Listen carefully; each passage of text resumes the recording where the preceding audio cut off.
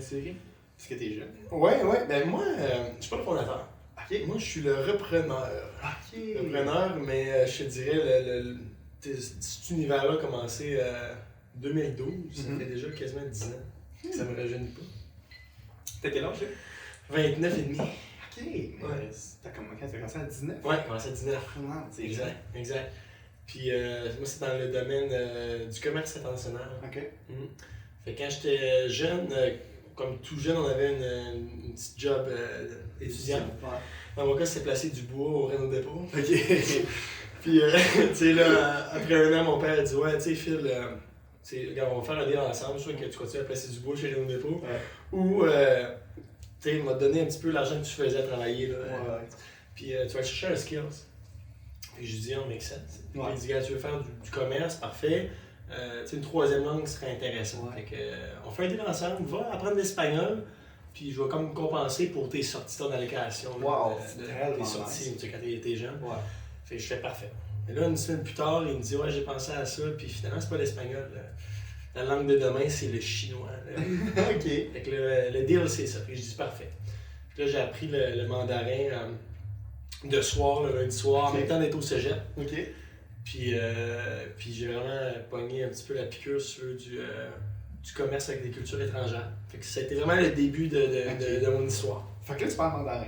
Là, je le baragouine Ok, parce ok. qu'on. Tu sais, ça se perd, là, Ouais. mais quand j'y vais, ça revient assez rapidement. Oui, Ouais, c'est mais tellement nice. niveau quand même de base. là, Ouais. ouais. C'est tellement nice. Fait que, mais ton père était-tu entrepreneur à la base ou. Non, mais dans le fond, mon père était banquier. Ok. Ma mère travaillait à la maison, je viens de la Gaspésie, Chandler represent. Ok, yes. Puis j'ai grandi à Rivière-du-Loup, Rimouski, dans le Bas-Saint-Laurent. Ma mère était à la maison, mon père était banquier, fait qu'il y avait quand même une vision un peu du marché, du monde des affaires. Fait qu'il m'a dit: gars, Phil, si tu veux faire des affaires, faut que tu parles des langues étrangères, puis le chinois, ben, tu sais, c'est là que ça s'en va. Ok. Fait que moi, j'ai embarqué là-dedans. Ok. Puis quand je suis arrivé à l'université, il y avait un programme de mission commerciale de l'Université Laval. Puis ça te forme à faire du commerce, justement. Fait que j'étais parti en Chine pour faire une mission commerciale dans le monde du textile. Ok. Fait que j'avais 20 ans et demi à peu près. Ouais. Puis là, je me promenais en Chine pour C'est bon. outsourcer de la prod de Ouais. compagnies textiles pour être plus compétitif. Puis Ouais, ça. ouais. Ça a été vraiment mon introduction. J'ai vraiment de piqûre là, Ah ouais. capoté là-dessus. Puis j'ai fait un échange d'étudiants à Singapour Ok. d'un an. Puis tant qu'à me rendre là-bas, je me suis dit: ben, tu sais, qu'est-ce que j'ai appris dans mon petite expérience de commerce, mais je pourrais peut-être en faire bénéficier ma région. Fait que j'ai appelé des entreprises de fruits de mer de la Gaspésie. Ok. Puis je leur ai dit: moi, je pars un an à Singapour en échange étudiant. Ouais. Tu sais, je pourrais représenter vos produits, puis développer le marché du homard gaspésien, Ok. du crabe, de la crevette, tout ça. Ouais. Puis ça a été mon premier mandat en tant qu'entrepreneur. Ok. Puis je le réalisais pas à l'époque. Ouais. Tu sais, moi, ça fait peut-être 2 mois que j'ai réalisé que j'étais un entrepreneur. Ok, Tu sais, il y a du monde qui, eux, ils savent Ils que c'est pensent, ça, ouais, puis, ouais. mais moi, je le faisais, mais sans vraiment comme me définir par ça. Ouais. Fait que Mais c'est quand même fou que tu allais là pour un projet étudiant, puis tu t'es dit non, on va faire de la business. Tant en qu'à même être temps. là. Tant qu'à être. Mais c'est fou, t'étais aux études, fait que. Ouais, Tabarnak, c'est tellement- Puis t'as-tu réussi à faire de quoi, à faire bouger quelque chose là-bas? absolument. finalement? C'est quoi qui s'est Absolument. passé? Ben, tu sais, je veux dire, en étant sur place, il y avait un trade show international qui avait lieu à Singapour. Ok. Puis à ce moment-là, j'étais en semaine de relâche à Hong Kong avec mon meilleur chum. Ok. Puis là, je travaillais un petit peu le soir quand même, puis je me rends compte qu'il y a un trade show à Singapour Ouais. de toute l'industrie agroalimentaire de l'Asie du Sud-Est. Puis moi, j'étais à Hong Kong, il faut que je sois là. Fait que je dis à mon chum, je dis: bro, I'm sorry, but I gotta go. Tu sais, puis il dit: man, tu me niaises dessus, là. J'ai dit, puis là, on avait d'autres amis qui arrivaient à Hong Kong. J'ai dit: gars, tu seras pas tout seul. Ouais. Un tel arrive, mais moi, il faut que je m'en aille. Ouais. Je suis parti à Singapour. J'ai mis mon suit. J'ai aidé mon backpack pour le suit. Puis je me rends là-bas. Tu sais, vraiment, comme j'avais aucune idée comment que ça se passait dans un trade show international. Puis j'ai compris que c'était divisé par pays. Tu sais, les exposants des pays. Fait que là, je vais au Canada. tu sais. Puis là, j'arrive sur le coin, puis c'est marqué Citadelle avec du sirop d'érable. Fait que je me dis: ces gens-là, ça doit être des Québécois. Ouais. Fait que je me pointe, puis là, je leur dis: écoutez, sirop d'érable à Singapour, ça coûte cher. Ouais. Puis, un an d'études, ça coûte cher. Fait que, Ouais. écoutez, vous auriez-tu une petite bouteille de sirop, je pourrais vous Ouais. bomber. Puis là, le gars, il me donne une bouteille, il me donne une carte d'affaires, puis il me Ouais. dit: tu fais quoi ici? Ouais. Fait que là, j'ai dit: je suis étudiant, puis je représente des fruits de mer gaspésiens. Puis il me dit: garde, à la fin de tes études, lâche-moi un coup de fil, on Ouais. sait jamais. Finalement, j'ai pas fini mes études. Ah non? Puis j'ai lâché le coup de fil. Ok. Puis j'ai eu un poste de directeur de développement des affaires internationales pour cette entreprise, entreprise d'envergure-là, là, Mhm. qui exporte dans 50 pays. Ok. Fait que ça a été le début vraiment de ma carrière plus sérieuse en commerce international. Ok. C'est tellement nice. C'est quoi ta pensée par rapport à ça, l'école, puis les affaires, l'entrepreneuriat et tout? Ouais. Tu sais, comme toi, t'étais dans ton bac, c'était un bac que tu faisais? Ouais. Puis tu sais, c'est pour ça que tu as eu l'occasion de partir. Exact. Mais en même temps, tu l'as même pas fini, puis tu as pu faire ça. Il me reste un cours. Ok, ouais, je comprends. Fait que tu l'avais quasiment Fini. Mais tu sais, c'est quoi ta vision? Est-ce que tu penses que les gens sont obligés d'aller aux études pour accomplir l'entrepreneuriat ou non? Non, moi je pense qu'il n'y a vraiment aucun chemin. Je pense qu'il y a des chemins qui existent pour faciliter, tu sais, Mhm. mais il n'y a aucun chemin défini. Là. Puis Mhm. c'est ça la beauté, puis c'est ça le thrill. C'est que il n'y a personne pour te dire, gars, c'est ça qu'on fait. Tu sais, en première année, ben, tu vas en deuxième année, troisième c'est ça. année. Après, ben, il faut que tu choisisses sciences humaines, Ouais. sciences nature. Puis il y a des gens qui te disent, comme l'entonnoir, ça va par là, puis tu fais des choix dans l'entonnoir. Mhm. Mais rendu entrepreneur, il n'y a plus d'entonnoir, il n'y a plus de cadre. Ça, il est partout, puis... Fait que t'as pas à écouter il y a des conseils, mais il n'y a pas de track. Mhm. C'est ça qui est fantastique. Moi, je suis dans cette track-là sans même le réaliser. Ouais. Tu sais. C'est tellement nice, ça. Mm. C'est fou. On s'ouvre-tu une petite... on se fait ça un petit verre? Vas-y. Ok. Mais là, c'est toi le pro, là, puis je sais pas, moi, les quantités et tout. Là. Fait que là, on va boire un petit gin canopé. Ok. Gin forestier, je te dirais un senior des gins québécois. Ok. Un des quatre premiers gins québécois, là, avant ouais. que la grosse vague de microdistillerie Mhm. se présente. Fait qu'on on a de l'épinette noire, qui est Mariana, Ok. hein, en latin. Ouais. Donc, distillerie Mariana, shit. c'est l'épinette noire. Ok. Donc, canopé, premier produit de la distillerie, un gin à l'épinette. Tellement nice. C'est qui le premier gin québécois, tu sais-tu? On a Ongava, sans doute, en Dans tête. les premiers, ouais. Dans les premiers, il y avait Saint-Laurent, Oui. Pigé Henricus, Ok. des subversifs, Puis puis Mariana, puis Canopé. Ah ouais, hein? Fait qu'il y a t'as ouvert la voie un peu Un pour seigneur. les autres. Mes prédécesseurs. Ok, Moi, ouais. C'est ça, les fondateurs de Mariana étaient des... Là, vous avez combien de produits là, actuellement? On en a 9.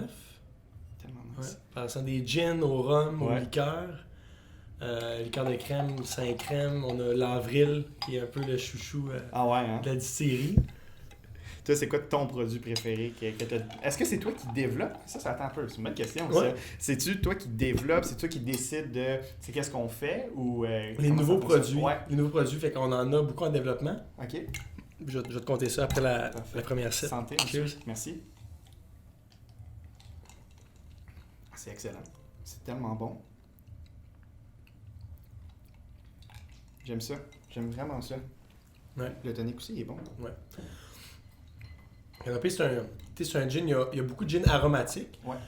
On en a certains. On a le gin violette qui est floral puis assez fort sur le genièvre. Ouais. On a le gin loop qui est lime et gingembre, mais super Ça. aromatique. Ouais. Canopé, c'est un peu un old school. Fait que t'as vraiment le genièvre avec présence d'aromates sapineuses, boisées, OK. mais sans être comme overpowering. Là, tu sais. Ouais, ça goûte pas le sapin, genre. C'est ça. Ça n'a pas de sens, là. T'as un petit finish là, de sapinage, mais Ouais. il n'est pas in your face. Ok, ouais, c'est nice. Mais là, attends, c'est ça, là, je t'ai posé plein de questions, mais si on vient un peu, t'as dit que t'as repris l'entreprise. Ouais, Ça veut dire, c'est qui avait l'entreprise avant que tu t'apprennes? c'est ça, c'est Jean-Philippe puis Jonathan. C'est deux Gaspésiens, tout comme moi. Mhm. Puis Jean-Philippe était ingénieur forestier, puis Jonathan était travailleur forestier, puis Ok. son ami d'enfance. C'est pour ça qu'ils ont parti la distillerie Mariana avec vraiment un esprit boréal du terroir Ouais. forestier, puis comment le mettre en valeur dans les produits. Ouais. Puis justement, si tu me poses la question comment tu es arrivé à les Ouais. connaître, ces gars-là, c'est que moi, ma spécialité, c'est de promouvoir le terroir québécois à l'étranger. Ok. Puis je voulais faire connaître les alcools québécois à l'étranger. Mhm. Puis Mariana était la distillerie la mieux établie, Ok. une des premières, puis avec un éventail de produits assez large, puis qui ont tous des produits du terroir dedans. Puis Mm. moi, ça me faisait triper. Puis j'ai contacté Jean-Philippe à l'époque. On a commencé à entamer des discussions justement pour amener Mariana à l'international. Puis au fil des discussions, moi, ça faisait 7 ans que je me promenais, Mhm. j'avais le goût de revenir. Puis lui et son partenaire avaient le goût de peut-être passer le flambeau. Mhm. Fait que c'est vraiment arrivé un timing extraordinaire. C'est tellement Puis cool. j'ai vraiment là, sauté dans l'aventure. Puis est-ce qu'eux, ils ont encore des parts ou t'as tout pris, puis Non. eux, ils t'ont laissé aller, ils C'est t'ont ça. fait confiance? C'est ça. Tellement cool. Ils Ouais. t'ont fait confiance avec leur entreprise qu'ils ont Exact, bâtie. Ça exact. faisait combien de temps que ça existait? 5 ans? Ok. Fait que c'est une des premières séries, mais c'était pas immense encore. C'est ça. Non, Ok, exact, ok. exact. Fait qu'il il était 4 personnes dans l'entreprise à l'époque. Puis on est rendu 11. Ah, nice. Fait que vous avez doublé... Pratiquement triplé. Pratiquement triplé. Oh, shit. Pratiquement triplé l'équipe. Tellement nice. Puis, quand tu étais plus jeune, là, parce que là, tu as parlé de. Tu es allé un peu partout, tu as voyagé, ça t'intéressait les langues, le développement d'affaires. Mhm. T'étais-tu un kid comme au secondaire, déjà comme ça, que tu parlais à tout le monde, t'étais extraverti ou t'étais. Parce que des fois, le monde sont genre complètement l'inverse. J'étais plus l'inverse. Moi, je suis enfant unique. Ouais. OK? Puis j'étais dans la musique puis dans le sport beaucoup. Mais j'étais pas. J'étais pas nécessairement un clown ou un showman. Tu sais. Mais on dirait que de partir à l'étranger, là, ça a comme fait en sorte que, boum, tu tombes dans un nouvel univers, Mhm. puis tu as des références totalement différentes, puis on dirait que ça te permet je pense, de renaître. Ouais, clairement. Ouais, de renaître. J'ai eu le même feeling, j'ai habité un an à Madagascar. OK? Puis avant d'habiter là, j'étais gêné, là. Genre, j'étais derrière mes parents, puis je voulais pas parler à personne. Là, here you are, J'ai avec des spotlights. Ouais, c'est ça. Genre, je suis revenu, puis j'étais comme, ben non, c'est bien plus nice parler à tout le monde, c'est bien plus nice, tu sais, discuter avec les gens, puis tout ça. Tout le monde a des anecdotes de fou à raconter. Ouais. Fait que je comprends à 100%. On dirait que ce qui est fou, c'est l'aspect court terme. Ouais. Comme moi, ça a duré 7-8 ans, là, mon histoire d'expatriation. Là, mais je revenais régulièrement au Québec, mais j'étais comme moitié-moitié. Là, tu sais, Ok. Je faisais des allers-retours. Puis souvent, je passais, mettons, 4 semaines en Chine, je revenais 4 semaines à Québec, 4 semaines au Japon, 4 semaines à Québec, Ok. 4 semaines à Dubaï, 4 semaines à Québec. C'est tellement Puis nice. je me promenais, je retournais souvent dans ces endroits-là. Ouais. Mais le fait que tu rencontres des gens, puis que tu sais que tu t'en vas dans 3 semaines, C'est on dirait le regard des autres t'affecte pas vraiment t'en fous, parce que tu sais. tout est court terme. Exact. Fait que t'es toi-même, tu t'assumes à 100%. Ouais. Puis ça a resté. Là, tu sais. C'est tellement nice. Fait que t'étais un peu introverti, t'étais pas trop genre. Ben moyen, tu sais, Moyen, entre les deux. je dans le dirais fond. plus extraverti qu'introverti, Ok. mais quand même, je pense que la fleur a fleuri beaucoup Ouais, plus ouais. en partant à l'étranger, Ouais. puis en coupant tout ce que ton père, tes amis, ils veulent que tu sois dans cette case-là. Tu sais. T'es formé, ouais. Puis toi, si tu veux changer un peu, ben les gens autour de toi sont confortables parce que tu restes Mhm. où t'es. Tu sais. Ouais. Puis quand tu pars ailleurs, là, t'as plus aucune. Non, c'est ça, parce que personne Aucun- n'est là pour aucune te base. dire « Ah, t'étais pas de même avant. » C'est T'es ça. là, ben non, ils savent pas, tu sais. C'est ça. C'est tellement nice. Puis t'es rentré au cégep en quoi? T'avais-tu déjà ce Ouais, objectif-là? en comptabilité, c'était Ok. à Saint Lawrence. Fait que je parlais pas anglais, puis je suis allé m'inscrire dans un cégep en anglais. Fait que le premier cours de maths, là. T'as des petites tendances kamikazes un peu. Ouais. juste Écoute, comme, let's si on go. va plus loin dans le podcast, tu vas voir Ok. un peu le cowboy. Là. Ok. Tolérance au risque. Ok. Important. Fait que t'es Calculé, rentré- mais important. Ok. Fait que t'es rentré au cégep Ouais. en comptabilité. C'était-tu Ouais. le fun? C'est super. Ok. Saint Lawrence, là, un petit cégep, une petite gang, un programme, la petite gang elle suivait là, sur 3 Nice. ans. Puis moi, je m'en allais en finance. Tu sais, je suis parti à Singapour, c'est vraiment le hub financier de l'Asie. Ouais. Mais c'est en faisant le commerce international des produits agroalimentaires que j'ai vraiment redirigé mes études de Ok. finance vers Développement. développement international. Ok. Ça a été vraiment une aventure, là, un mot là, intense. Ok. Intense. C'est ça une anecdote comme pété, là. Qui est arrivé là-bas, puis Ah, c'est un bon plein. écoute, on a le temps de donner la bouteille. Ok, si tu parfait. veux. Mais tu sais, rapidement, Ouais. tu sais, je me souviens, tu sais, mettons, j'ai ouvert un compte là, dans le monde des produits laitiers en Mongolie. Ok. Inner Mongolia, dans le nord de la Chine, man, il fait comme moins 30 l'hiver, le monde a des chapeaux de Russes.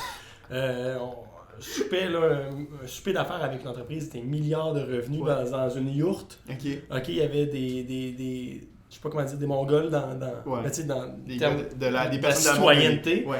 Habillés avec des costumes vraiment qui jouaient comme des vieux instruments. Ils ont amené un agneau, un jeune agneau Ouais. qui avait fait toute la journée sur le barbecue. Puis là, ils m'ont demandé de couper l'agneau. Tabarnak. Puis là, j'ai fait ce rituel-là. Puis là, ils m'ont mis un genre de foulard bleu. Puis là, ils m'ont dit une table ronde, il était comme 8. Puis là, ils m'ont dit Philippe, bienvenue dans Dans le club, le genre la cercle gang, de confiance. Ouais, là, tu sais. ouais. Puis ils m'ont dit faut que tu toastes tout le monde ici par respect. Ok. C'est du baijiu qui est un alcool de riz. Ok. Très fort en Ouais, ça, alcool, c'est fort, puis très l'alcool, goûteux. Ouais. Puis parfait, moi je suis gaspésien, là. Capable d'en Je prendre. suis capable d'en prendre. Fait que là, je commence avec mon cop, tu sais, Puis là, je me rassois, jette un petit peu, deuxième. Ouais. Au bout de 30 minutes, je réussis à faire le tour des 8 personnes. Ouais. Puis là, il parle juste mandarin. Là. Il y a comme un interlocuteur, puis qui me dit, Philippe, par respect, nous devons te retourner l'accueil. Ouais. Puis là, les 8 repartent à me faire toaster sur le baijiu. Ah, Tu sais, là, on parle de peut-être 16 onces de fort à Ok. comme 60%. Là, tu sais, man. au cours d'un Ouais. souper. Là, après ça, c'est le karaoké. Là, tu pars dans les véhicules, tu arrives dans un karaoké. Mhm. Je te dirai pas tout ce qui se passe dans le karaoké room, là, mais le monde des affaires en Asie, c'est surtout en dehors des heures d'affaires. Ah, ok. Le monde des affaires en Asie se passe en dehors du 8 à 5. Ok. Puis moi, ça me faisait triper de rentrer dans ces réseaux-là, rentrer dans les cultures d'affaires. Tu sais, Moyen-Orient, c'est d'autres affaires. En Inde, j'ai fait beaucoup d'affaires en Inde, c'est différent aussi. Culturellement, c'est riche. Ouais. C'est tellement. Ouais. Tu dois être magané après. Tu J'étais magané. dois savoir t'étais Non, où. tout le monde était magané. Ok, c'est ça. Fait que, tu sais, mais ça fait partie du processus où tu dois t'ouvrir à ton Ouais. partenaire d'affaires, tu dois te voir vulnérable. Mhm. Puis eux, ils ont tout le temps quelqu'un qui boit pas, qui prend des notes. là. Pour vrai? Ok, ouais, pour Ils garder font un peu la parler carte. puis là. tout ça. Fait qu'il Ouais. faut vraiment que c'est tough.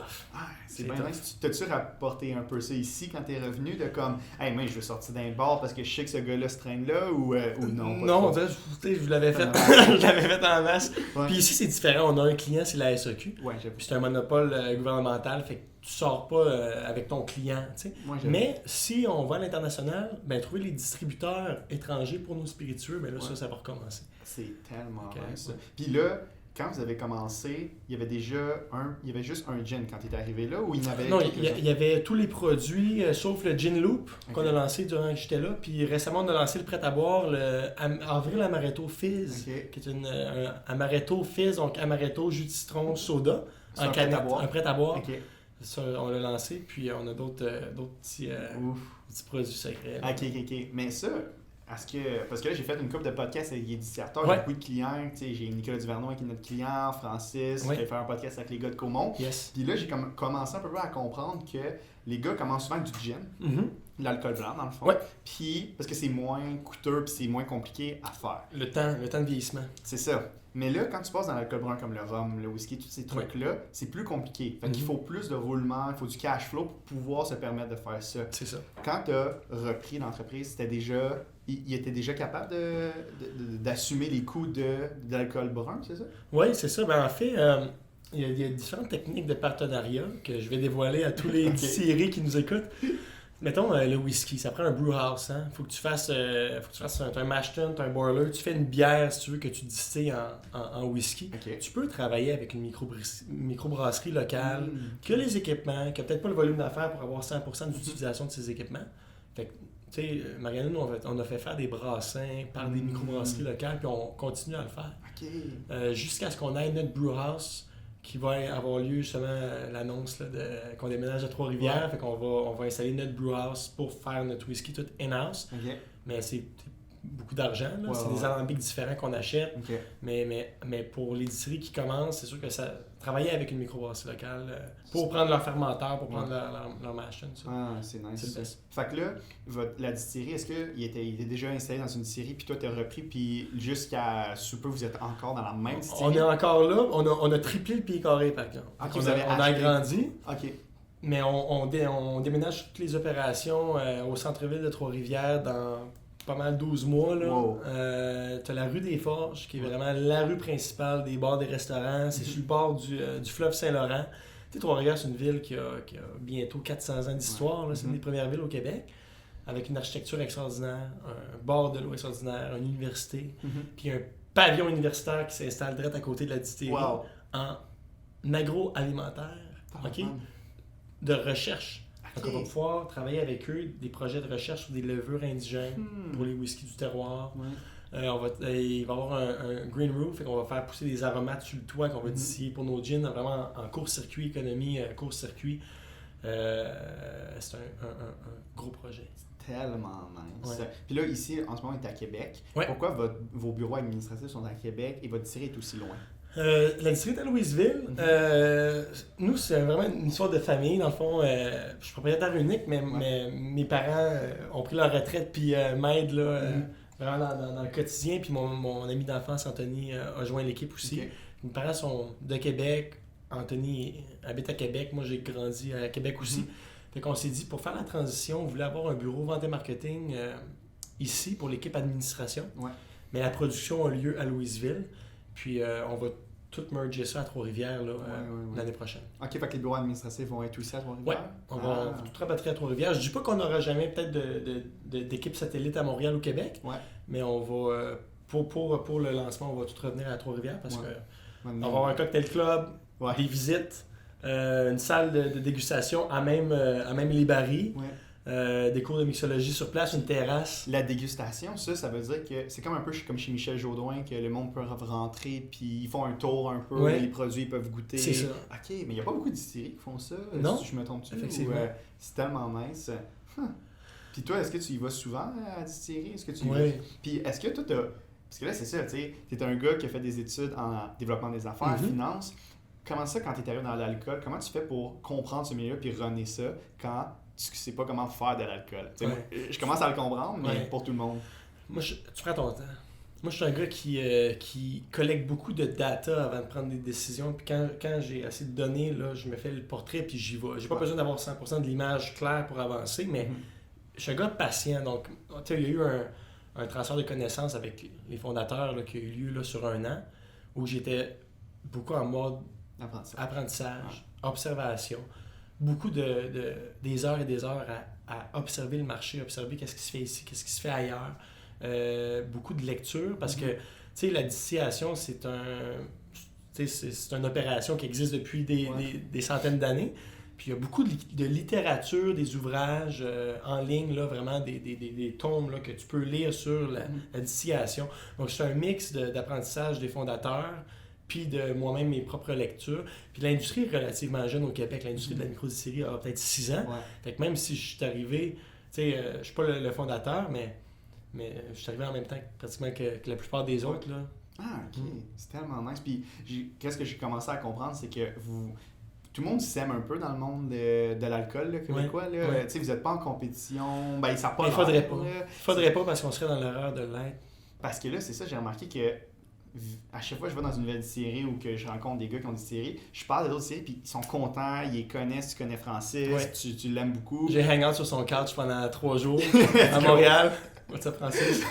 Fait que ça, je me disais, c'est tellement une chance que vous avez parce que c'est pas même dans tous les domaines. Même dans le domaine de la vidéo, là, les autres producteurs vidéo, là, ils veulent pas venir me parler. Là. Mais nous, c'est. En tout cas, moi, ma vision de ça, c'est parce que moi, je la vois d'une autre lentille. Moi, je la vois d'une lentille d'industrie qu'on veut sortir.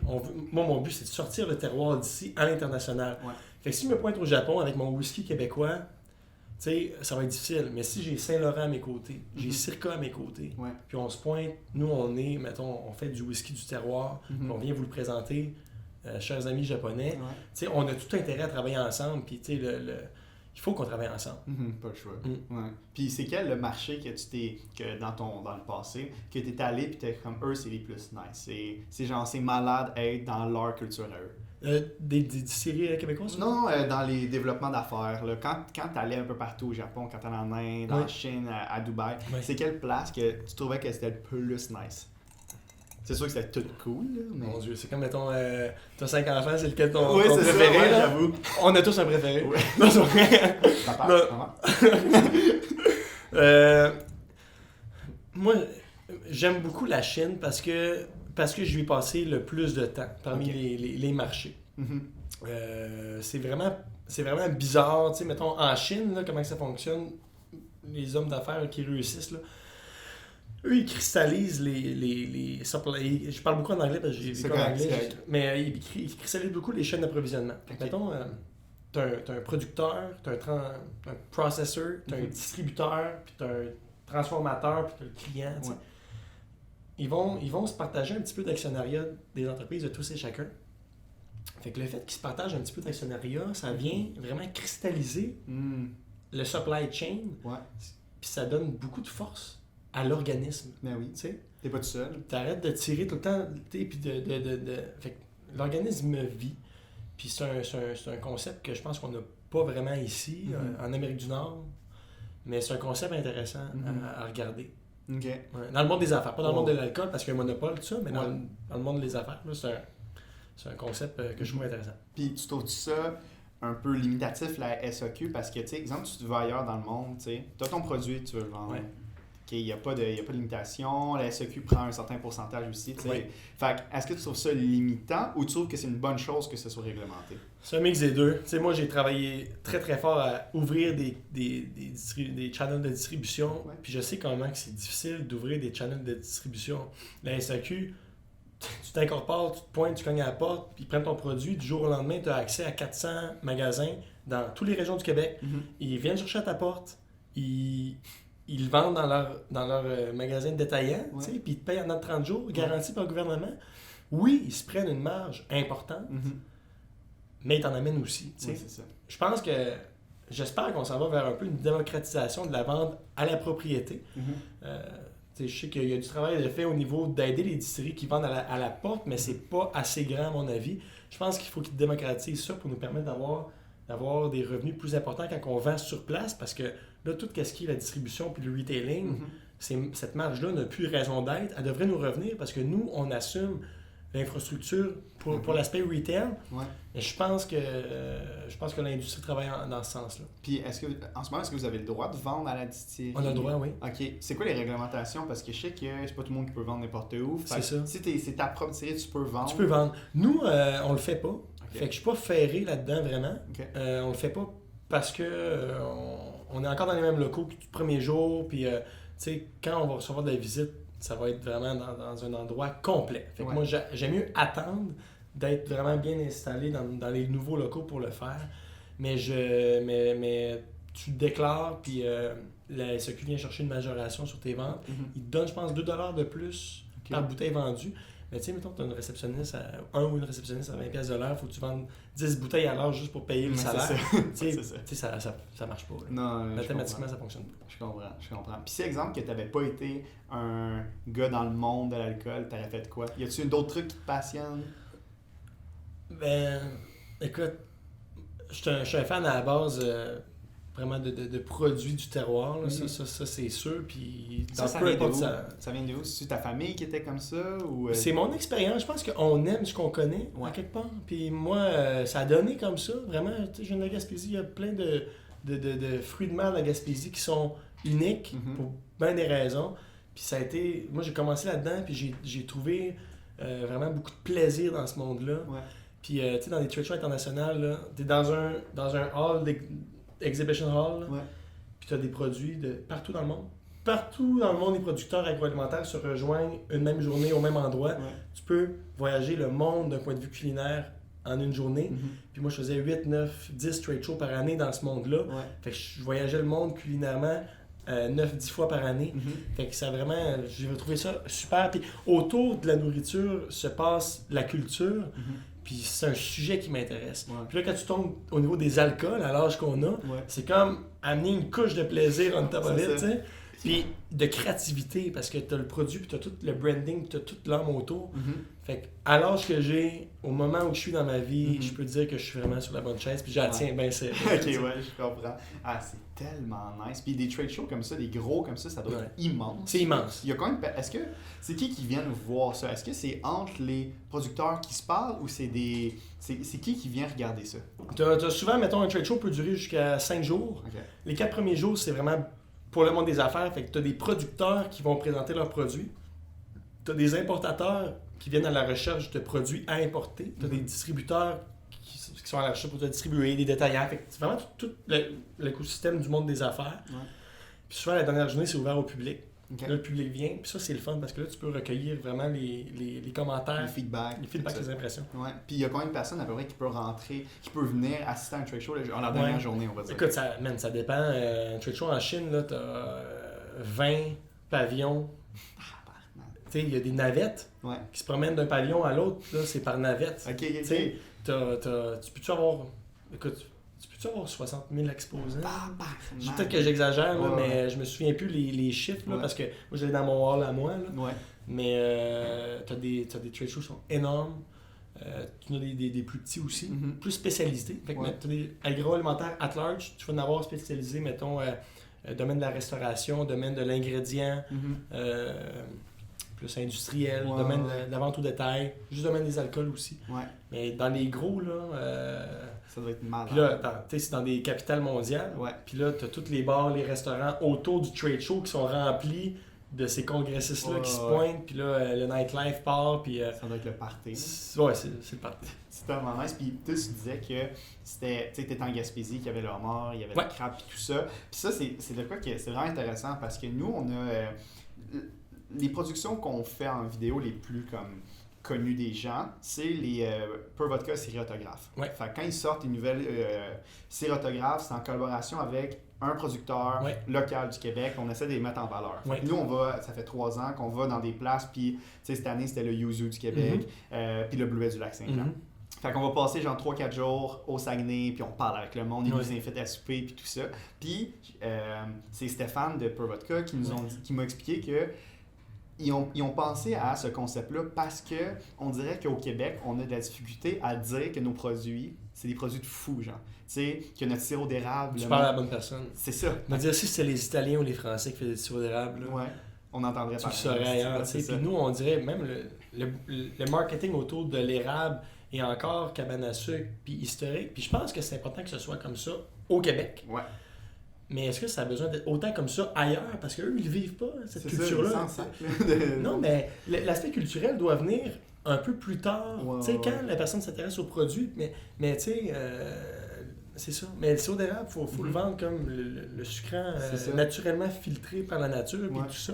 Puis après, parler de l'histoire. Mhm. Effectivement, on a toujours le réflexe de minimiser les Sur succès. puis je pense on dirait souvent il y a la mentalité de nez pour un petit pain. Fait que, Ouais. sirop d'érable, nous on aime ça, mais tu sais, c'est correct. Ou, tu sais, le homard, tu sais, il y a du homard, souvent le monde, ils vont à Boston, puis ils commandent du homard, puis ils sont comme, ah, il est bon le homard, mais notre homard, il est meilleur, là. tu Ouais, sais. c'est des eaux froides, c'est Exact. différent. Ils changent de shell là, Mhm. moins souvent, c'est pas pareil. Là. Fait que, est-ce que toi, il y a ton alcool, est-ce que c'est la même chose de dire, nous on a de l'alcool québécois, Mhm. je veux que. Parce que c'est l'alcool, un gin québécois puis un gin de quel part d'autre. Ouais. Est-ce que c'est vraiment différent puis tu le remarques tout de suite ou il faut vraiment que ça soit écrit sa bouteille pour que tu le saches? Ben écoute, je pense que je peux pas parler pour tout le monde, mais mettons, si tu parles de Mariana, Ouais. ok, c'est comme un peu les microbrasseries dans le sens que, tu sais, une IPA à la mangue, là,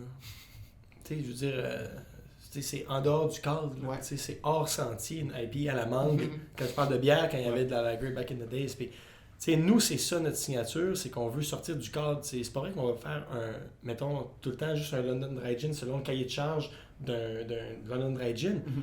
On a sorti le Gin Loop, on met des jus pressés à froid de Montréal. Mhm. Tu sais, on aromatise avec du jus. Ouais. Tu sais, c'est, mon Dieu, on est loin du cadre, du cahier de charge tel quel. Ouais. Puis c'est correct, tu sais. Puis c'est correct qu'il y en ait, c'est correct qu'il y ait des IPA à mangue Mhm. aussi. Nous, on fait des IPA à mangue, tu sais. Ouais.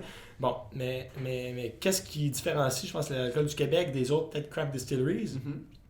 C'est certainement celle qui ose sortir du cadre, à Mhm. mon avis. Puis aussi, ben, c'est le terroir. Ouais. C'est le terroir. Puis cette bouteille-là, on va dire, elle se vend combien à la SAQ? Canopée est à, de mémoire, 35 et 50. Ok, parfait. Puis, est-ce que toi, quand tu vois un autre alcool, tu sais, exemple, bon, on va pas les nommer, là, mais un autre alcool qui est plus grand public, on va dire, Mhm. qui est plus cheap, est-ce que ça te fâche ou est-ce que tu te dis, ben non, je comprends Non. pourquoi c'est là? Puis, est-ce que tu te sens en compétition contre ces gros-là? Tu sais, exemple, que je parlais avec Nick de Duvernois, puis Ouais. qui me disait, tu sais, moi, je vais jamais concurrencer contre tu sais, la Smirnoff, tu sais. Puis c'est pas la même affaire. C'est tu sais. ça. Puis, est-ce que toi, des fois, tu te sens en concurrence avec les autres, les gins des autres pays à la SAQ? Non, parce qu'on n'est pas capable de, tu sais, je veux dire, d'offrir un gin à ces prix-là, là, Mhm. tu sais, parce que c'est pas fait de la même manière. Tu sais, Ouais. ici, là, on n'a pas les infrastructures que les multinationales ont. Là, Mhm. tu sais, c'est fait de manière artisanale. Ouais. C'est pas le même temps non plus de vieillissement. C'est pas Ouais. le même modus operandi, puis c'est pas les mêmes ingrédients non plus. Je comprends. Fait que tu te sens pas en compétition. Pas du pour tout. toi, c'est. Pas du tout. Puis je veux dire, tu sais, il y a des gens aussi que 35$ c'est beaucoup pour Oui, c'est ça. un 26 onces. Mhm. Tu sais, c'est correct. Ben ouais, je comprends aussi. Je comprends parfaitement. tellement intéressant, c'est tellement cool. J'aime tellement le monde de l'alcool. Ouais. À chaque fois, je vois. En plus, les distilleries, c'est pas comme une shop de textile, on va dire. C'est beau, là. Ça sent bon, c'est toujours nice. Vous êtes rendu à combien de pieds carrés à votre distillerie? Ah non, mais on va parler de la nouvelle. La nouvelle, est rendue à combien? la nouvelle, on a 12 000 pieds carrés. OK. Mais c'est pas mal ce qu'on a en ce moment aussi. OK. Fait que vous déménagez, mais vous agrandissez pas genre de fou, là. C'est ça. Ben, on va optimiser l'espace. Ouais. Mais 12 000 pieds carrés, c'est immense, là, aussi. Là. Ouais, c'est gros, là, moi aussi. Ouais. Les gars de Blue Pearl, c'est ça, je pense. J'ai pas vu leur nouvelle distillerie. T'es-tu allé dans la nouvelle distillerie? L'ancienne. OK. Ouais, mais c'est l'ancienne, là, c'est genre un tiroir, là, comparé à la nouvelle, là, c'est malade. Mais nous, ça va être sur 2 étages. Oh, shit! 2 étages, fait que toute la distillation en haut, puis l'embouteillage en bas, fait que par gravité, ça va descendre. Puis nice. Puis un petit bar en haut, terrasse dehors. Wow. On vous invite. Puis, c'est clair, on va y aller, clairement. Il y a, tu viens me parler de bars un peu, puis ça m'a fait allumer de... Est-ce que vous êtes capable de bien placer vos bouteilles en bar, en restaurant? Puis si oui, est-ce que c'est un gros partie de votre chiffre d'affaires, ça? Puis avec la COVID, ça a dû genre démolir tout ça? Je te dirais, avant la COVID, ça l'était pas tant. Okay. Pour des raisons, je pense, économiques. Là. Justement, tu as des gros joueurs internationaux qui ont vraiment des moyens pour supporter là, la présence en restaurant. Puis, je veux dire, du point de vue du restaurateur, c'est intéressant. Ouais. Puis ça, je le respecte. Qu'est-ce que la COVID a amené? Je pense que c'est un intérêt du point de vue du consommateur vers les spiritueux québécois, les alcools québécois en général. Tu sais, les cidres, moi je le sens que les cidres là, commencent à... Tu sais, puis moi j'ai des amis dans le monde des cidres, on veut faire des cocktails ensemble justement, des spritz québécois. Tu sais. Pourquoi prendre du Prosecco? On a du bon cidre au Québec.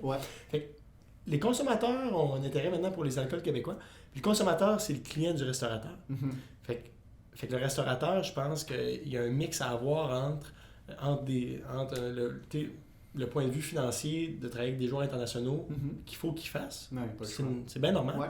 Mais ajouter l'offre au consommateur de dire, regarde, écoute, on a des beaux produits d'ici, puis voici la carte internationale, voici la carte d'ici, puis à toi de choisir, mais au moins on te l'offre. Ouais. Puis on le sent. T'sais, nous, on parle beaucoup avec les restaurateurs, on le sent.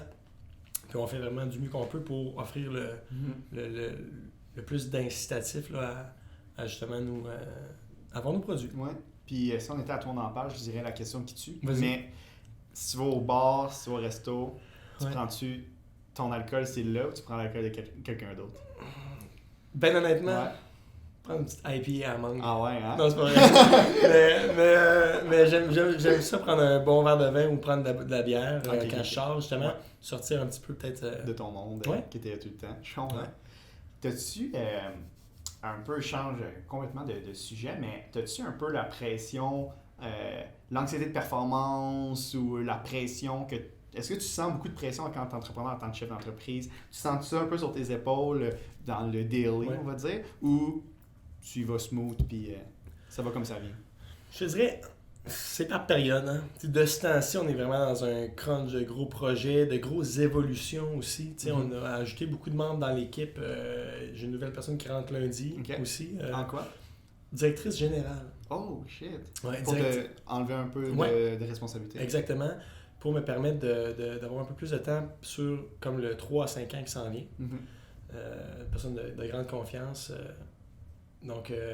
on est vraiment dans un moment qu'on passe vraiment d'adolescent à adulte. Ouais. C'est une période qui demande beaucoup d'efforts. Fait que en ce moment, je me mets évidemment de la pression de performance, mais je pense qu'une fois que cette transition-là va se faire, on est dans la plus belle industrie pour relaxer et être heureux. Je catch. Ah, c'est tellement nice parce que il y a beaucoup d'entrepreneurs qui ont la mentalité. Puis ça, je voulais savoir si toi, c'était un truc que tu relatais un peu avec ça. Beaucoup d'entrepreneurs sont comme, il faut que ce soit le plus gros possible. Il faut que je travaille 15 heures par jour, chaque jour. J'ai pas le choix. Parce que, est-ce que toi, tu as ce mood-là un peu ou non? Non, moi, c'était c'est classe moyenne quand toute ma jeunesse. Là. Fait que j'ai pas ça. Je viens pas d'une famille d'entrepreneurs. Puis je me définis pas comme entrepreneur à la base. Tu te définis comment? Certainement quelqu'un qui adore le monde des affaires, ça c'est sûr. Là, puis qui adore aussi l'artisan. Puis qui adore mixer les deux. Tu sais, le terroir avec le monde des affaires, j'espère pouvoir aller à l'international avec les produits un jour, puis mixer ça, c'est ce que j'adore. C'est ça, là, tu me parlais que t'avais un peu un style cowboy, des expériences cowboy.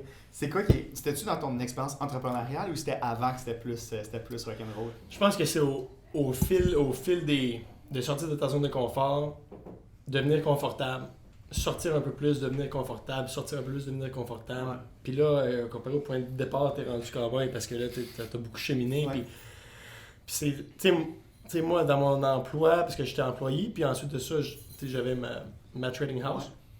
Mais, tu sais, je partais, mettons, en Inde tout seul, là. Tu sais, je veux dire, mon boss, je partais, Phil, tu sais, je pars 2 mois en Inde, puis va développer le marché, tu sais. Fait que personne ne te montre comment tu fais. Quand tu vas, là, ça c'est tellement nice, là. Qu'est-ce que tu fais quand tu arrives en Inde, là? Faut que tu développes le marché. Ouais. Qu'est-ce que tu fais? Tu cognes aux portes, tu jases avec le monde? Ben, souvent, tu t'organises pour avoir un salon, une foire, comme j'en parlais, puis là, tu fais beaucoup de contacts. Ouais. Puis là, après, je restais des fois 2 mois, 3 mois sur le territoire, puis là, je partais avec ces contacts-là. Puis là, je faisais mon développement des affaires. Mais t'es invites à souper, t'es je invites vais à au bureau, après, ouais. eux t'invitent à souper. Puis Okay. là, moi, c'est surtout en Asie, Moyen-Orient. J'ai fait de l'Europe aussi, mais plus dans l'Est, ils invitent souvent leurs partenaires d'affaires aussi au souper. Puis là, ils te présentent des gens, puis là, lui, il te présente d'autres personnes. Puis là, être sur le terrain, être dans le trafic, Ouais. c'est là que ça se passe. Puis là, c'est ça. Fait que là, tu comprends, là, tu prends de l'expérience, tu prends de l'assurance, puis là, tu prends des plus gros risques. Puis là, tu réussis. Puis là, tu prends un peu plus d'assurance, tu prends des plus gros risques. Mais, tu sais, mettons, à un moment donné, je me souviens, là, au début, tu sais, j'avais pas de cash flow à la base, là. Tu sais, je veux dire... fait que j'avais emprunté pour un terrain à la banque, là, tu sais. Fait que là, je dis, non, mais le terrain, tu sais, j'ai un terrain en tête, puis je veux avoir l'argent prêt à l'avoir, tu sais. Fait que là, parce qu'ils financent pas de l'air, là, ils financent des... C'est drôle parce que je suis en train d'essayer de m'acheter un terrain. Okay. Puis là, j'imagine juste le fait de genre à la banque, puis tu sais, je vous le jure, là, le terrain il est malade, mais tu sais, il faut juste être prêt parce que les offres d'achat, ça je m'en vais le négocier. Ouais, c'est ça.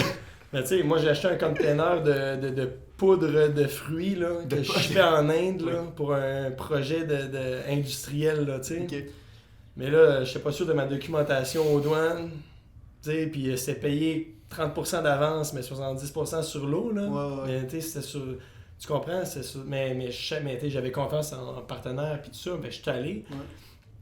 Ça a bien marché, mais ça, c'était un premier risque un peu cowboy, tu sais, Okay. mais contrôlé, ouais, là, calculé. Je connaissais l'interlocuteur depuis un bout. Ouais. Puis, je pense qu'un des gros leaps, c'est quand j'ai fait l'acquisition de la distillerie. Tu sais, la date de transaction était le 31 octobre. Mais j'ai quitté mon emploi le 31 août, septembre, Ok. pour faire un genre de due diligence à l'interne. Fait que Ok. je me suis dit, je vais quitter ma job puis je vais rentrer. Puis si jamais je vois des red flags finalement que j'avais pas vu de l'externe, ben, je vais pouvoir sortir. Ouais. Il n'y en a pas eu, tout était beau, puis ça s'est closé la dernière journée, 31 octobre, Ok. sinon le deal tombait, tu sais. Mais entre le moment que tu quittes et que tu n'as pas encore fini le deal, tu es dans la zone d'incertitude, Ouais. là. C'est quand même quelque chose. Mais surtout que t'avais plus d'emploi, t'étais-tu correct pour genre quitter ton emploi? Ouais, c'est ça. Ok. J'avais quitté pour ça, mais tu sais, le deal était pas il n'y avait rien de garanti, là, tu sais. Les vendeurs auraient pu se retirer finalement à la dernière minute si changer d'idée. Non, mais là, c'est pas garanti, il n'y a rien d'attaché nécessairement. Puis t'avais quel âge quand t'as fait l'acquisition, que t'as signé en transaction, là, t'avais quel âge? Ça fait 2 ans, quasiment jour pour jour. Ok. Fait que j'ai 20... T'as 29, fait que 27. Ouais. Ok, mais Je suis comment... fatigué. C'est correct. C'est ça. Mais comment t'as fait à 27 ans pour être comme... T'es-tu allé à la banque? Non, c'est ça, mais j'avais ma compagnie de trading Ok. depuis quelques temps. Ah, ok. Mais t'as pas vendu ta compagnie de trading ou tu l'as vendue? Non, j'ai cessé la plupart des opérations. Ok, Mais j'avais la mise de fonds dedans. Ah, ok. Fait elle a fusionné avec Mariana, puis on a gardé Mariana, on a gardé le numéro d'incorporation de la Ah, ok. Fait que là, ton objectif, probablement, c'est d'exporter... Absolument. Est-ce que c'est ton genre premier but quand tu l'as acquéri, que tu as fait la transition, tu t'es dit, première chose, je veux exporter? Ben, c'est sûr que oui, mais c'est pas la première chose qu'on fait. Ouais. On se prépare. T'sais, il faut beaucoup pour exporter, il faut que ça demande beaucoup. Quand tu te présentes... Ouais, comment ça fonctionne, ça, pour exporter ton alcool? Ben, c'est ça, c'est de participer à des salons. Mais je veux pas te dire toute ma stratégie, mais ça prend beaucoup au niveau qualité, au niveau constance, au niveau qu'est-ce qui est le branding autour, comment tu équipes tes distributeurs pour après eux vendre ton produit sur le marché. Puis faut être solide. Faut être solide. Puis est-ce que comment ça fonctionne quand, exemple que tu pognes un distributeur, je sais pas, au Japon, si il te dit parfait, je suis d'accord pour mettre tes produits avec tes ventes ici, mais nous, il nous faudrait, je sais pas, là, 1 million de bouteilles par mois. Puis t'es comme, toi, tu serais comme, je sais pas, c'est quoi, là, j'ai dit un chiffre au hasard. Ça arrive jamais. Mais c'est ça. Mais là, toi, t'arrives, tu te dis, merde, c'est ben trop. Tu sais, genre, je pourrais pas. Est-ce que c'est comme un frein ou tu te dis, mais on va figure out? Ben, dans mon ancienne carrière, ça pouvait arriver parce qu'on vendait plus des commodités. Ouais. Mais dans le monde de la vente au détail, le retail, ça arrive pas parce que ça se fait une caisse à la fois.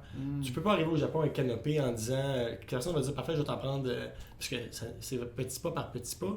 Dans le monde du retail business, dans le monde de l'ingrédient, ça c'est différent parce que mettons moi un de mes clients, mettons c'était Nestlé en Chine, il va dire parfait, je peux prendre ton ingrédient, mais es-tu capable de suivre ma production après? Ça dans l'industriel. Dans le retail c'est différent.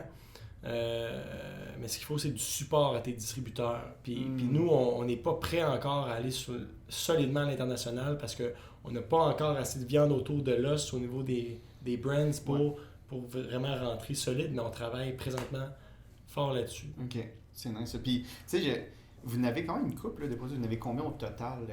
Parce que j'ai vu votre tablette là, à côté. T'en as pas mal. T'en as combien au total? Rapidement, on a Gin Canopé, on a le Gin Violette, Gin Loop. On a le rhum mort bleu, un rhum épicé. Rhum mort bleu au chocolat. On a l'amaretto avril en 2 formats, mais je vais le compter pour un produit. On a le Saint Crème, puis on a l'absinthe Balzac. Puis on a 8 produits. OK. Fait, c'est ça que j'ai un peu commencé à comprendre, c'est que, puis même avec ma brand aussi, c'est la même chose. Partir une brand, puis brander ça comme il faut, puis la faire comme commercialiser, c'est dur. C'est dur. Brand. Ouais. Est-ce que tu considères tes 8 produits comme une brand ou tu considères 8 brands? 8 brands. Puis ça doit être un petit calvaire. C'est pour ça qu'on n'est pas à l'international encore, parce qu'on n'a pas fini de les habiller. Oui, c'est ça. Mais ça vous tentait pas de dire, OK, on va en prendre 2, on va les faire solides comme ça n'a pas de sens, puis on pourra les exporter tout de suite. Ça, c'est les fondateurs. Moi, je suis arrivé, puis c'était leur stratégie. Mais je dois dire que ça a été une bonne stratégie, parce que Mariana est aujourd'hui la plus importante des distilleries indépendantes là, en termes de notoriété. Puis comment est-ce que le branding était déjà comme ça ou vous avez rebrandé un peu? Non, tout était là. Même bouteille, même logo, même étiquette, même chose. Tout? Oui. C'est fucking nice. Parce que des fois, tu arrives et tu fais comme j'aime pas trop ça, je vais changer un peu, puis ça coûte méga cher. Ben, c'est ça, je te dis, mon style de gestion est plus attendre de prendre les données, prendre le data, puis ensuite prendre des décisions éclairées. Tu sais, comme Canopé, le branding, c'est un gin qui est sorti 2015-2016. C'est sûr que c'est moins au goût du jour maintenant. Comme, en termes de typographie, c'est peut-être un petit peu plus vieux. Mais c'est un senior. C'est un des premiers. C'est un old school. Il est old school. Puis viens avec l'old school. Viens Laura avec le old school. Puis moi, je me suis demandé, est-ce que je le modernise, je le fais évoluer? Pas tout de suite. L'industrie, elle a 5-6 ans. C'est un des seuls old school, parce qu'elle a juste 5-6 ans. Pourquoi moderniser tout de suite? Pourquoi ne pas surfer un peu sur le old school? Fait que moi, Canopé, c'est un des produits que j'aime beaucoup, parce qu'il est super versatile. Puis je le trouve sharp avec sa barbe grise tranquillement. C'est vrai que c'est vraiment nice. Puis, côté un peu plus sphère publique, on va dire, concernant toi, là, pas tes brands. Est-ce que c'est de quoi que t'avais comme un peu l'appel de ça, de dire je veux être de l'avant, puis je veux promouvoir mes brands, fait que je veux genre essayer de passer à la télé, je veux faire des interviews à la radio et tout ça, ou t'aimes mieux être un peu plus reculé? Moi, je suis plus un peu reculé. Ouais? Ok. Puis, tu sais, t'es mon premier podcast. Fait que tu casses la glace. Mais j'aime ça, tu sais. J'aime ça, mais c'est pas inné chez moi de nécessairement là. Puis, si exemple que je te donnais 2 choix. Demain matin, on te met une émission de télé que tu es comme chroniqueur où tu es capable ta face est tout le temps là. Tu peux aller donner des conférences puis tout ça, tu sais. Mais ça fait qu'il y a une partie de ton travail qui est un peu, faut que tu laisses à quelqu'un d'autre, tu sais, parce que tu n'es plus là dans le day-to-day, parce que tu es à des shows ou des trucs comme ça. Ou tu continues à faire qu'est-ce que tu fais, tu es là dans le day-to-day, tu prends une décision, tu es capable de regarder pour le futur. quel scénario tu préférais? OK. Moi, ça va être dans ma distillerie avec les gens qui viennent nous voir, recevoir la visite à Trois-Rivières, Ouais. puis plus être avec le monde. Puis c'est pour ça que je suis bâti une distillerie touristique. Ouais. Fait que c'est les deux, c'est de jaser, d'être là, puis d'avoir les contacts humains. Mhm. Mais je pense plus dans le monde de la vraie vie que nécessairement dans les médias. Ouais. Ça, c'est moi. Mais ce sera peut-être pas toujours comme ça. Peut-être Ok. que quand j'aurai beaucoup d'expérience là-dedans, ça va me tenter vraiment de la partager. Mhm. Pour l'instant, je me garde une gêne. Très nice. Puis je pose tout le temps ça un peu comme les dernières questions là, de fin, on va dire. Si tu pouvais revenir en arrière il y a à peu près, je sais pas, 10 ans, qu'est-ce que tu dirais avant, là, tu sais, exemple que avant ton voyage, là, où tu n'étais pas encore sûr d'aller à ton voyage, qu'est-ce que tu te dirais aux jeunes filles de 18-19 ans? Ah, mais tu sais, je dirais fais-moi confiance, puis pars. Puis qu'est-ce qui était fou, c'est qu'au début, je voulais partir une session à l'étranger, là, quand tout ça a commencé. Puis j'avais une blonde à Québec, fait qu'une session c'était assez. Puis tu sais, mon père avait demandé à des collègues de travail qui avaient étudié à l'étranger, puis le collègue avait dit non, écoute, faut qu'ils partent 2 sessions, parce que ce sera pas assez. Puis il m'avait dit, gars, on fait un deal ensemble, tu pars 2 sessions, tu pars pas, tu sais. Ok, fait que là, c'est nice que ton père te faisait des ouais. C'est tellement fait nice. que, tu sais, parce que j'avais pas d'argent, fait qu'il m'a fait un prêt, Ouais. je l'ai remboursé par la suite, mais c'est assez cher aussi partir, là. J'ai eu une coupe de bourse, mais fait que j'étais parti pour 1 an, puis il y avait tellement raison, parce que le cheminement que j'avais fait au début de ma première session, puis la deuxième session à la fin, tu sais, là, j'étais plus comme le nouveau, tout ça. Moi, j'avais jamais voyagé avec mes parents quand j'étais petit. Puis là, j'arrivais, puis là, tout le monde avait déjà voyagé. Puis tandis que la deuxième cohorte, là, moi, j'étais comme un peu le vétéran. Ouais. Puis là, mon leadership s'est vraiment développé là, à ce moment-là. Ouais, je comprends. À ce moment-là. Puis vraiment, je pense que de couper le cordon puis de sortir là, dans la vingtaine. Là. Puis j'ai répondu, c'est vrai, j'ai commenté, il l'écoutera pas, mais Pierre-Yves McSween avait mentionné que la vingtaine, c'est pas fait pour dépenser, c'est pas fait pour voyager, c'est fait pour économiser tout ça. J'avais commenté le commentaire sur Instagram. Puis je disais, mon Dieu, moi, ma philosophie, c'est totalement l'inverse. Puis je comprends que le message, il s'adresse à la masse. Ouais. Monsieur, madame, tout le monde, puis effectivement, tu sais, c'est...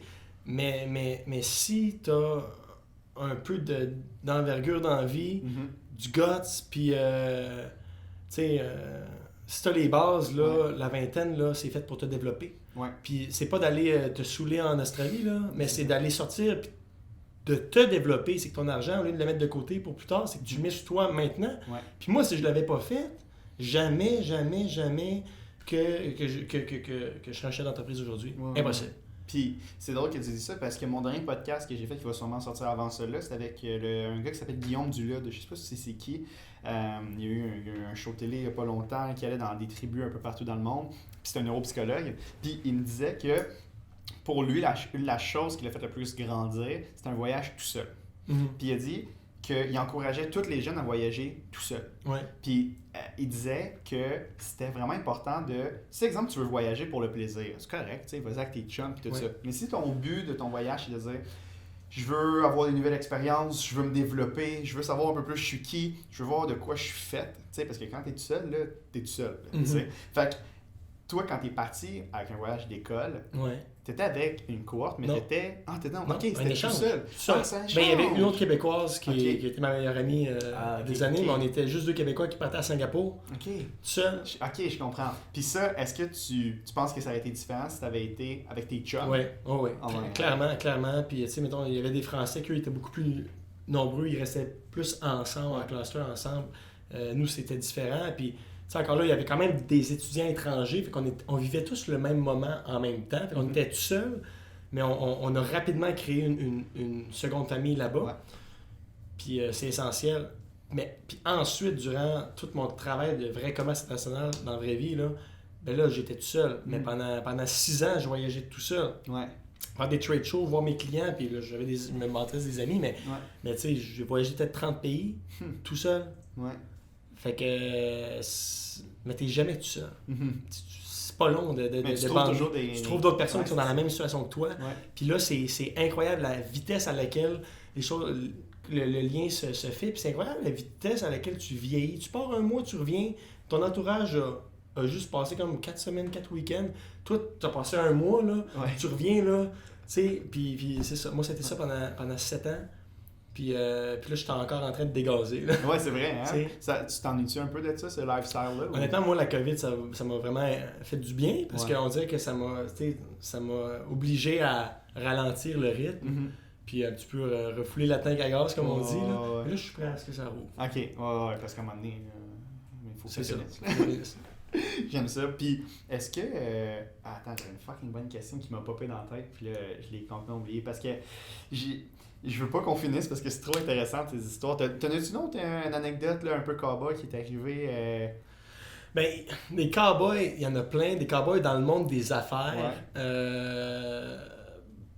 Ben, je pense que l'expédition même c'est un cowboy parce que quand c'est arrivé là, mon partenaire là-bas m'avait envoyé une vidéo, toutes les caisses avaient tombé, écoute, c'était un mess là. Mais on a fait des moves cowboy, mais je veux pas trop en parler parce que ça implique quand même des entreprises. Je comprends. Bon, mais ok, c'est quoi les... Un truc extraordinaire qui est le fun. On a fondé le pavillon canadien sur Alibaba. Attends, quoi? Ouais. Wow. Alibaba, c'est un site web transactionnel. Comme Wish, on va dire? Ouais, mais Alibaba, c'est le site web e-commerce au monde. Ouais. Puis avec Justin Trudeau, on était 6 entreprises canadiennes qui ont parti le pavillon canadien sur Tmall avec Jack Ma. Ok, oui, ben le propriétaire. Le fondateur. Le fondateur, ouais. Fait que ça, on avait eu le lancement à Hangzhou en Chine. Fait qu'on était juste 6 entreprises canadiennes. Puis t'étais là avec parce que puis... moi, dans ce cas-ci, c'est pas ma trading house, j'étais le business development de la compagnie d'agroalimentaire là, que je représentais. Ouais. Mais quand même, fait qu'il y avait Jack Ma, il y avait Trudeau, puis il y avait des vignobles dans l'Ouest canadien. Lululemon, canadien, était là. Fait qu'une couple de gros joueurs. C'est une fucking grosse puis on partait le tmall.com/Canada. Puis un an plus tard, il y a eu l'anniversaire de ça. Fait que Jack Ma est venu à Toronto. Fait que là, j'étais de retour avec Trudeau, Jack Ma. No way. Puis on faisait comme... il s'est passé quoi depuis un an, depuis que le pavillon est parti. Ça, c'était sick. Okay. Dans la même année, on avait aussi fait une cabane à sucre à Shanghai avec Philippe Couillard, qui était le premier ministre à l'époque. Fait qu'on avait organisé avec le Bureau du Québec à Shanghai une cabane à sucre. Fait qu'on avait de la glace. Puis là, j'avais 2 stagiaires canadiens à Shanghai, puis on faisait de la tire d'érable sur la neige dans le shopping mall le plus important de Shanghai. Il y avait tous les Chinois qui venaient puis qui goûtaient à de la tire sur la neige. On voulait promouvoir le lifestyle canadien. Ouais. Fait que ça c'est des affaires... C'est pas cowboy dans le sens risqué, mais c'est quand même hors du commun, mettons. Ouais, puis tu vas compter ça à tes enfants et si tu veux des enfants... Clairement.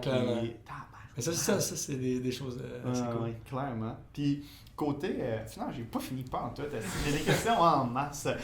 Côté un peu plus brand, réseaux sociaux, ces affaires-là, est-ce que... Comment ça va? Est-ce que pour toi, c'était un truc super important quand tu as pris l'entreprise de dire qu'on développe les réseaux sociaux et tout ça? Oui, mais c'est ça. Mariana en avait un peu... il y avait une grosse following base parce que les fondateurs, eux, faisaient beaucoup de... Parce que c'est avant la COVID. Puis ils faisaient beaucoup de festivals partout au Québec. Okay. Fait qu'il y avait vraiment le contact 1 à 1 avec les consommateurs. Puis ça, c'est quelque chose qu'on veut vraiment continuer de faire. Fait qu'il y avait une bonne base de followers, mais ils n'étaient pas animés là, régulièrement. Nous, on a Alex ici à l'interne qui est fantastique, puis qui anime là, nos réseaux sociaux. Okay. On a 8 brands, on a 8 pages. Fait que c'est beaucoup de choses à faire, mais on y va étape par étape. OK.